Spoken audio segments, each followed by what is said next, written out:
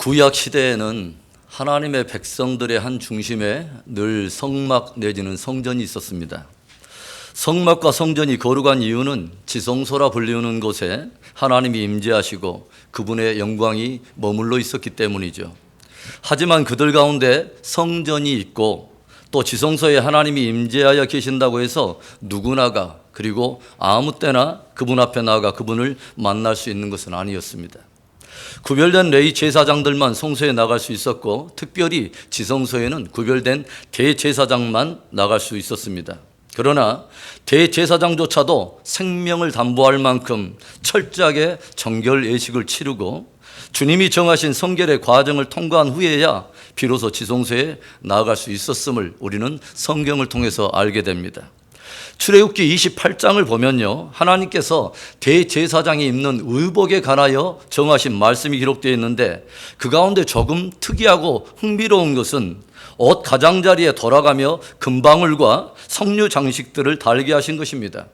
출애굽기 28장 33절과 34절의 말씀에 그 옷 가장자리로 돌아가며 청색, 자색, 홍색 실로 석류를 수놓고 금방울을 간격을 두어 달되 그 옷 가장자리로 돌아가며 한 금방울, 한 석류, 한 금방울, 한 석류가 있게 하라. 지성소로 나오는 대제사장의 의복에 가장자리로 돌아가며 금방울들과 석류 장식들을 달아서 그가 지성소에서 하나님을 섬기는 동안에 끊임없이 소리가 나도록 하셨다는 거죠. 왜 그랬을까요? 그 이유를 그 다음 35절이 이렇게 들려주고 있습니다. 아론이 입고 여호와를 섬기러 성소에 들어갈 때와 성소에서 나올 때 그 소리가 들릴 것이라. 그리하면 그가 죽지 아니하리라. 그러니까 성소에서 들리는 그 금방울 소리는 하나님 앞에서 대제사장의 성결의 신호이면서 동시에 생존을 알리는 신호였다고 하는 것입니다. 대제사장이 발걸음을 옮길 때마다 방울소리가 들리면 그것은 곧 하나님께 온전히 제사를 드리기에 합당한 이 대제사장의 성결에 대한 증거가 되면서 동시에 그가 살아있다고 하는 그 신호를 알리는 신호가 되었다고 하는 것이죠. 그래서 지성소에서 대제사장이 하나님을 섬길 때에 밖에 있는 사람들은 안에서 들리는 그 금방울 소리를 들으면서 모든 일이 안에서 순탄하게 진행되고 있다는 것을 알 수 있었던 것입니다. 만일 안에서 이 금방울 소리가 멈추고 석류 장식들이 찰랑거리는 소리가 들리지 않는다면 어떤 일이 일어난 것입니까? 그것은 분명 하나님이 요구하시는 대제사장의 성결이나 아니면 지성소에서 행해야 하는 의식의 절차에 문제가 생겨서 하나님께서 그를 치신 것을 의미하는 것입니다. 만일에 이런 불미스러운 사건이 일어나게 될 때는 일반 제사장들은 지성소 안에 들어갈 수 없었기 때문에 밖에 있던 저들은 대제사장의 발목에 묶인 끈을 잡아당겨서 그의 생사 여부를 확인한 다음에 그래도 인기척이 없을 경우에는 줄을 당겨서 밖으로 끄집어내어 그 시신을 처리하게 됩니다. 지성소에 나아가는 그 일이 참으로 정교하기 때문에 그만큼 하나님 앞으로 나아가는 대제사장에게 거룩과 성결이 요구된 것입니다. 이것은 구속받은 모든 하나님의 백성들 안에 하나님 앞에서 마땅히 가져야 될 깊은 경외함과 두려움을 도전하면서 동시에 하나님을 만나기 위해서는 마땅히 그만큼 성결한 준비가 필요함을 우리에게 들려주는 것입니다.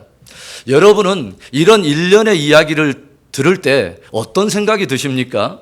와, 우리가 구약 시대에 태어나지 않은 것이 참 감사하고 다행이다.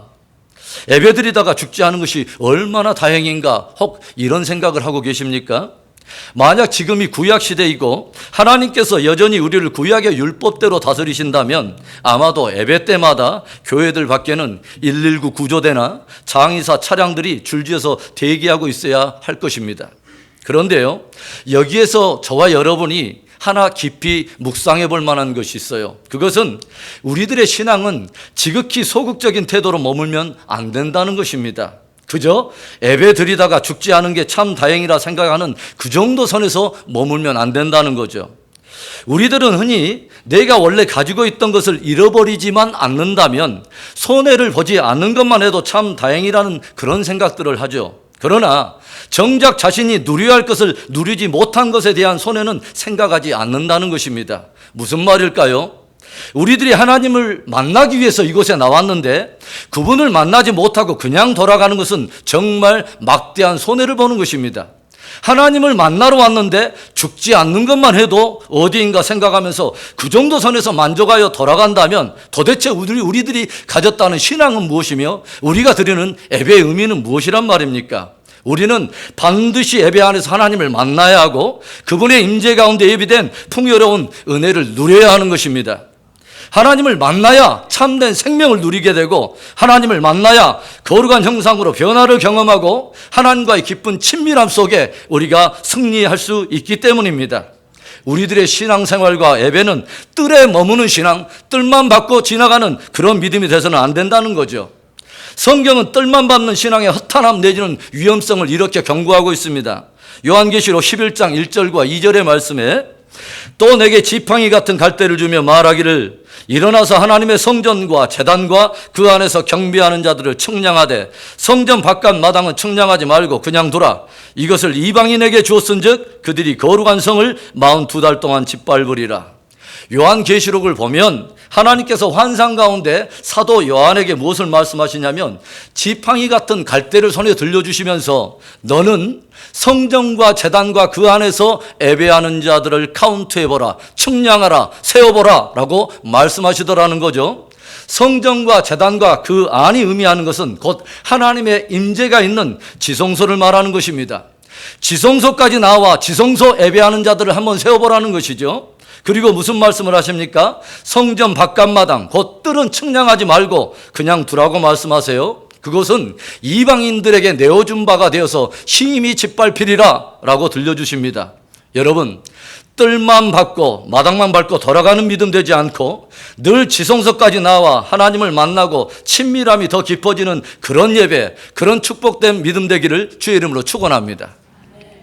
저는 오늘 설교 제목을 하루의 승리를 위한 경건의 권면이라는 제목을 잡아봤어요. 여러분의 하루하루는 어떻습니까? 여러분은 하루하루 매일 믿음으로 승리하고 계십니까? 매일의 승리를 위해 성경이 들려주는 경건의 권면. 첫째로는 뜻을 정하고 경건의 실천 습관을 세워야 한다는 것이죠. 하나님을 향하여 뜻을 세우고 그에 합당한 경건의 실천 덕목들을 구체적으로 세워야 한다는 것입니다. 저는 몇 주 전에 오스왈드 샌더스라고 하는 사람이 던지는 그 말씀을 저와 여러분이 함께 나눈 적이 있죠. 우리들이 원하는 만큼이 아니라 우리가 선택한 만큼 하나님께 가까이 간다라는 말입니다. 깊이 곱씹어볼 만한 그런 말이라고 생각을 해요. 우리들이 원하는 만큼이 아니라 우리가 선택한 만큼 하나님께 가까이 간다. 막연하게 주님을 가까이 하고 싶다는 마음만 먹고 있다고 해서 저절로 친밀함이 깊어지는 것이 아니라 지극히 의도적으로 선택하고 결단한 만큼 하나님께 가까이 가고 그만큼 친밀함이 깊어질 수 있다고 하는 것입니다. 저는 한 사람의 습관이 그 사람을 만든다는 생각을 늘 해봅니다. 여러분, 좋은 사람에게는 좋은 습관이 있습니다. 나쁜 사람은 어떤 사람입니까? 어떤 사람입니까? 나쁜 습관을 가지고 있는 사람입니다. 그런데 아무리 좋은 사람도요, 점점 나쁜 습관을 갖기 시작하고 거기에 길들여지기 시작하면 그 사람은 점점 나쁜 사람이 됩니다. 반대로 아무리 나쁜 사람도요, 뜻을 정하고 좋은 습관을 길들이기 시작하면 점점 좋은 사람이 되는 것입니다. 습관이란 단회적인 어떤 사건이나 일회성 시도가 아니라 길들여지고 반복되는 어떤 태도나 행위를 우리는 습관이라고 말하는 것이죠. 하나님 없는 세상에서 하나님의 사람들이 승리하려면 하나님을 향한 거룩한 뜻이 있어야 합니다. 그리고 그 거룩한 뜻을 이루기 위한 구체적인 경건의 실천 습관들을 세우고 지켜가야 하는 것이죠. 사람들이 아무리 거룩한 뜻을 가지고 강하게 마음을 먹어도 그 결심이 생활 속에서 지속되지 못하고 흐물흐물 끝나게 되는 것은 그 결심을 지탱해 주는 구체적인 실천 습관들, 삶의 뼈대들이 없기 때문인 것이죠. 조국이 멸망하고 하나님 없는 우상의 나라 이방 바벨론 제국에 끌려가 그 어두운 포로의 시대를 살아가면서도 한치 흔들림 없이 하나님을 경외하며 참으로 영광스럽게 한 시대를 쓰임받았던 다니엘을 여러분은 기억하십니까? 그가 하나님 없는 바벨론에서 특별한 은총을 입고 왕의 일을 위해 훈련을 받고 있을 때 그가 가장 먼저 했던 일이 무엇입니까? 다니엘서 1장 8절의 말씀. 다니엘은 뜻을 정하여 왕의 음식과 그가 마시는 포도주로 자기를 더럽히지 아니하리라 하고 자기를 더럽히지 아니하도록 환관장에게 구하니, 다니엘이 왕을 섬기게 될 특별한 기회가 찾아왔을 때 그가 가장 먼저 했던 일은 내가 스스로를 더럽히지 아니하리라, 거룩한 뜻을 정한 것입니다. 왕궁에서 내어주는 호화롭고 맛깔난 음식들이었지만 바벨론 왕궁의 대부분 음식들은 먼저 우상에게 드려진 이후에 사람들에게 공급되었기 때문에 다니엘은 그 음식이나 술로 하나님 앞에서 자신을 더럽히지 아니하리라 결단한 것입니다. 사람이 무엇인가의 뜻을 정하지 않는다면, 무엇인가의 굳게 뜻을 정하는 일을 하지 않는다면 사실 그 사람은 변화에 대한 아무런 의지조차 없다는 것을 의미하는 것입니다. 뜻을 정하는 것이 없는데 그에 따른 구체적이고 실천적인 습관이 있을 리가 없습니다. 다니엘의 귀한 것은 거룩한 뜻을 가졌다는 것입니다. 하나님을 향하여 거룩한 뜻을 정했다는 거예요. 그런데 더 탁월하고 보배로운 것은 그 뜻을 이루기 위한 경건의 실천 원리들이 있었다고 하는 것이죠. 다니엘에게는 하나님을 만나는 자기만의 정해진 때, 자기만의 정해진 장소, 자기만의 정해진 방법이 있었다는 것입니다. 다니엘서 6장 10절의 말씀. 다니엘이 이 조서에 왕의 도장이 찍힌 것을 알고도 자기 집에 돌아가서는 윗방에 올라가 예루살렘으로 향한 창문을 열고 전에 하던 대로 하루 3번씩 무릎을 꿇고 기도하며 그의 하나님께 감사하였더라. 왕 외에 왕이 아닌 다른 어떤 대상에게 기도하거나 절해서는 안 되며 그런 자들을 사로잡아 사자굴에 던지라고 하는 조서에 왕의 도장이 찍힌 것을 알고도 다니엘은 전에 하던 대로 여상하게 윗방에 올라가 예루살렘을 향한 창문을 열고 하루에 3번씩 하늘의 하나님, 영원하신 하나님 앞에 무릎을 꿇고 감사하며 기도했다고 하는 것입니다. 다니엘의 구체적인 이 경건의 습관에 대해 진 플레밍 여사는 이런 말을 들려줍니다. 전에 행하던 대로라고 하는 그 실천 습관은 다니엘의 삶을 지탱하는 중요한 뼈대요 힘의 원천이었다. 하나님께서 그의 삶을 내려본다면 다니엘의 하루의 삶 가운데는 매일 3번 열리는 창이 있었고 바로 그곳에서 하나님은 늘 무릎을 꿇고 감사하는 다니엘의 모습을 보셨을 것이다. 참으로 보배로운 것은 그의 이런 습관이 달이 가고 해가 가도 변함이 없었다는 것이다.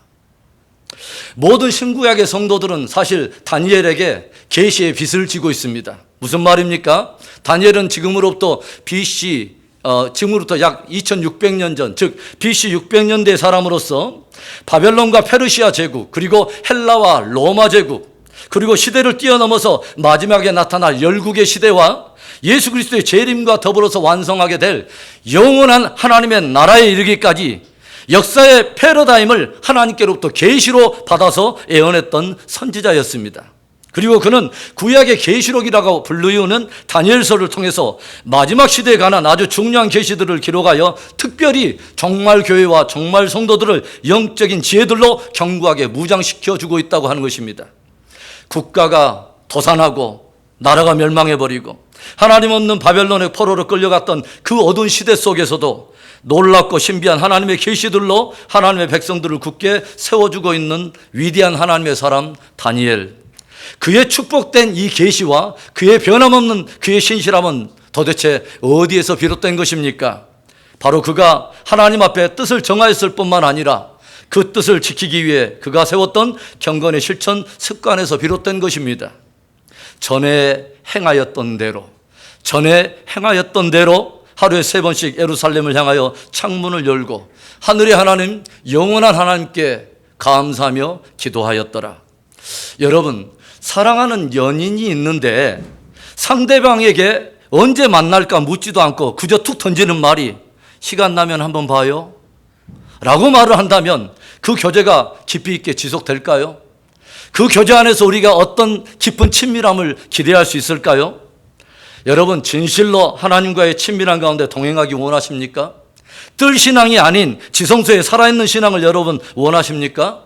그렇다면 거룩한 뜻을 세우십시오.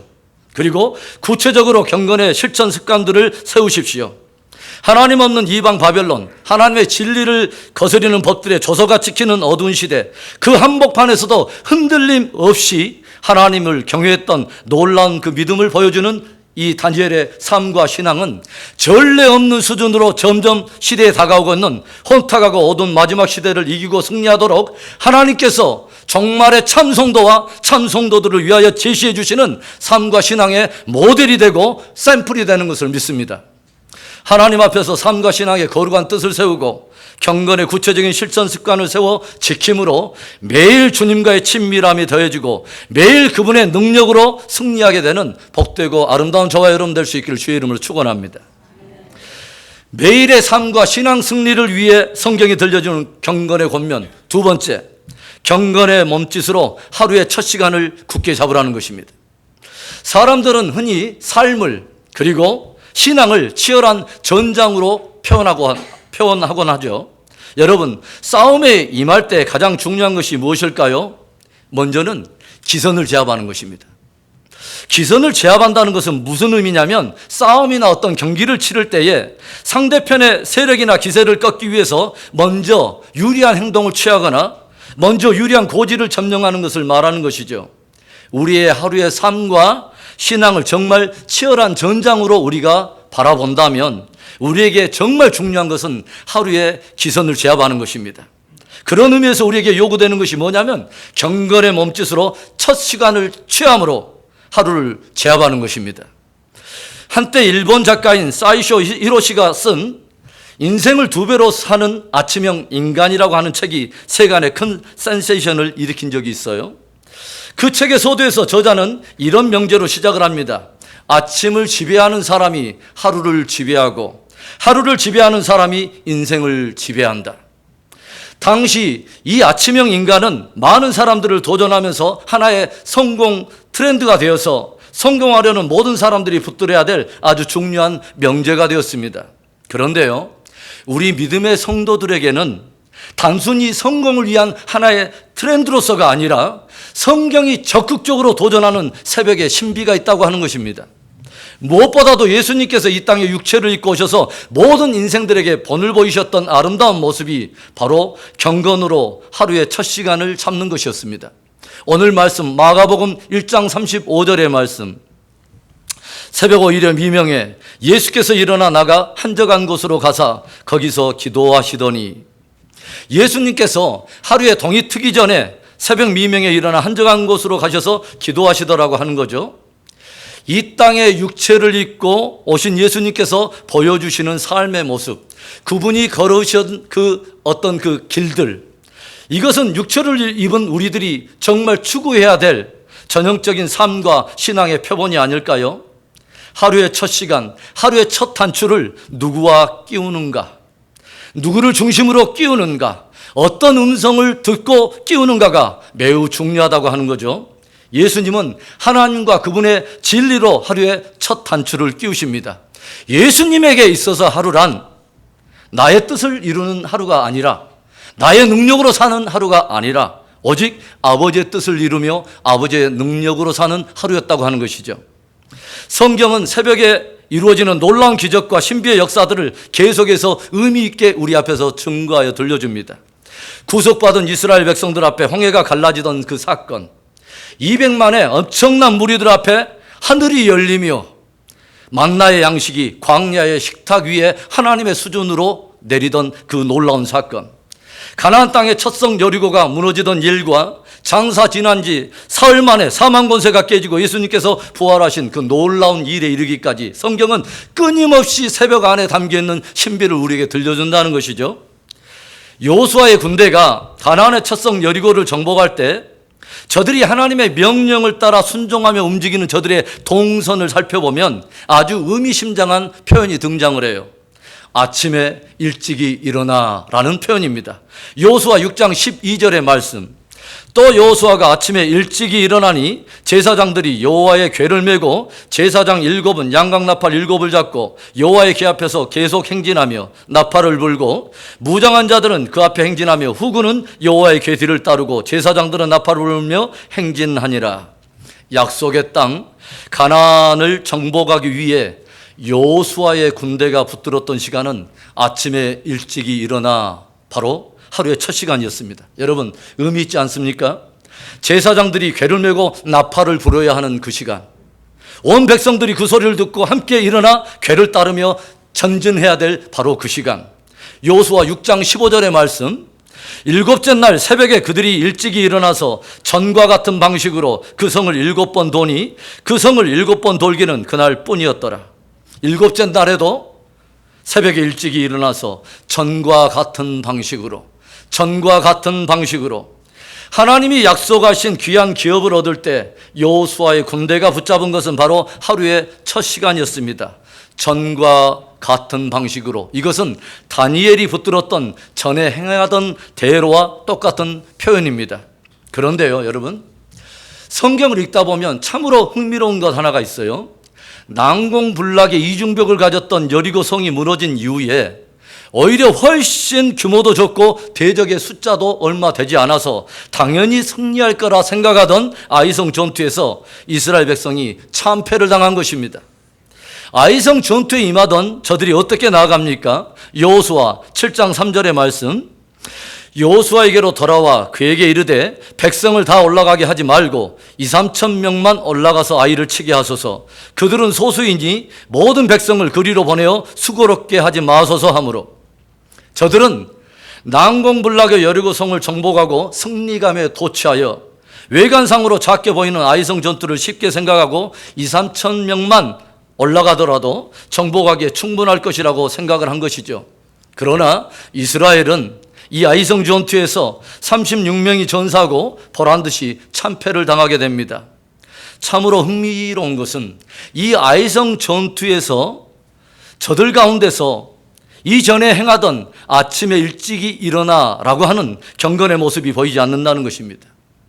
어제의 자기들의 승리의 경험과 오늘 가진 숫자의 규모에 의지해서 이제는 저들은 더 이상 하나님을 하지 않고 주님의 음성을 묻지도 않고 듣지도 않고 구하지도 않은 것입니다. 여러분, 성경이 여리고성과 아이성 전투를 통해서 우리에게 무엇을 도전하고 가르치고자 하는 것입니까?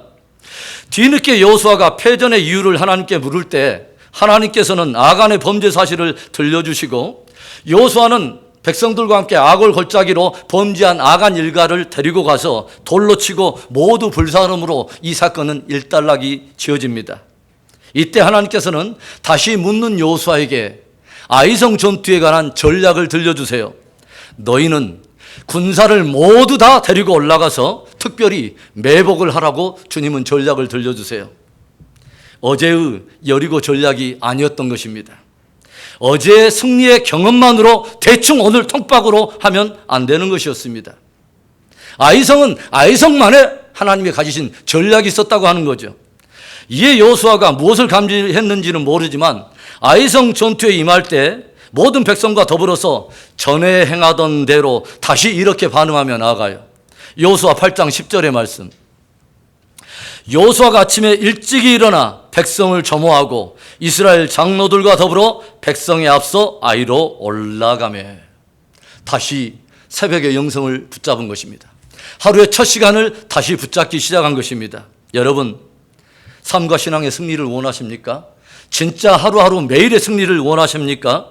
하나님께서 말씀하신 약속의 기적을 삶 속에 실제로 여러분 맛보기를 원하십니까? 그렇다면 경건의 몸짓으로 하루의 첫 시간을 굳게 잡고 하루를 제압하는 은혜가 있기를 바랍니다. 아침에 일찍이 일어나서 하루의 첫 시간을 주님과 함께 시작함으로 매일매일 승리하는 은혜가 있기를 주의 이름으로 축원합니다. 매일의 삶과 신앙 승리를 위해 성경에 들려주는 경건의 권면, 마지막 광야에서 하루를 준비하라는 것입니다.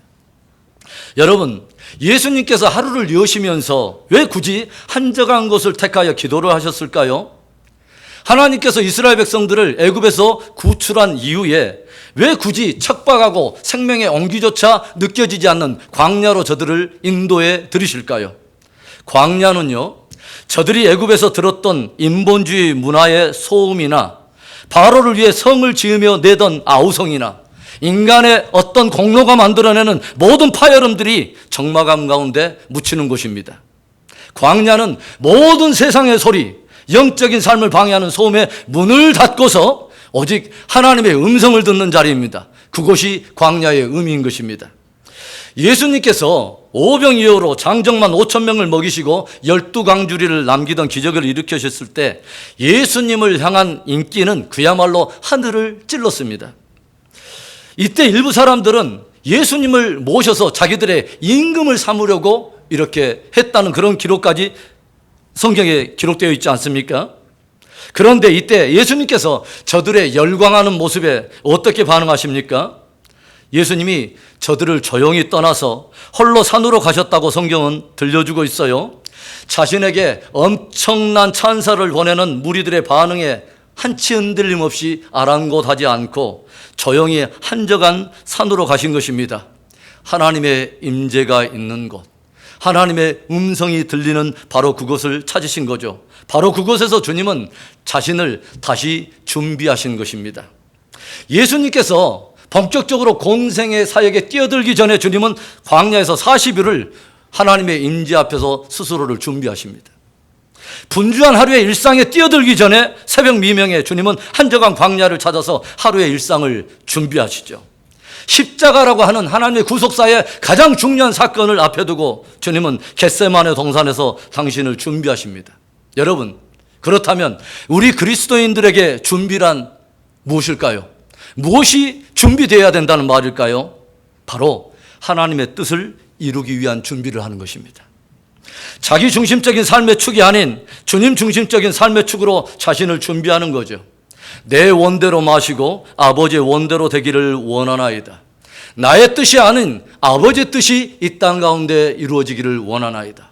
나의 뜻이 아닌 아버지의 뜻이 이 하루에 이루어지기를 원하나이다. 주님의 뜻을 위해 내 삶을 조율하는 것입니다. 그것이 저와 여러분이 정말 해야 될, 늘 준비되어 있어야 될 바로 준비인 것입니다. 연주하는 자가 좋은 연주를 하기 위해 가장 심혈을 기울이는 것은 악기의 현을 조율하는 것이죠. 아무리 뛰어난 실력을 가진 자라도 악기를 조율하는 것에 실패하면 그날의 연주는 엉망이 되는 것입니다. 뛰어난 실력을 가진 경주자는 최적의 상태로 달리기 위해서 자신의 몸을 조율하며 준비를 하죠. 매일의 삶 속에서 우리의 영혼과 육체는 그분의 뜻을 이루기 위해 진리의 조명 아래서, 성령의 조명 아래서 바로 준비되어져야 합니다. 육체의 소욕에 끌려다니는 하루가 아니라 성령의 소욕을 따라 열매 맺기를 원하는 정말 그런 사람이 있다면 먼저 우리는 준비되어져야 합니다. 저와 여러분에게는 매일 주님의 뜻을 이루기 위해 자신을 준비하는 나만의 광야가 있습니까? 사랑하는 성도 여러분, 매일의 승리하는 삶을 원하신다면 먼저는 뜻을 정하시고 경건의 실천 습관을 세우십시오. 매일의 승리하는 삶을 원하신다면 경건의 몸짓으로 하루의 첫 시간을 잡으십시오. 우리는 하루의 삶 속에서 주님의 뜻을 이루기 위해 나만의 광야가 있어야 하고 바로 그곳에서 우리는 준비되어져야 합니다. 승리하는 매일의 삶은 승리하는 인생을 만듭니다. 그 축복된 승리가 저와 여러분의 승리되기를 주의 이름으로 축원합니다.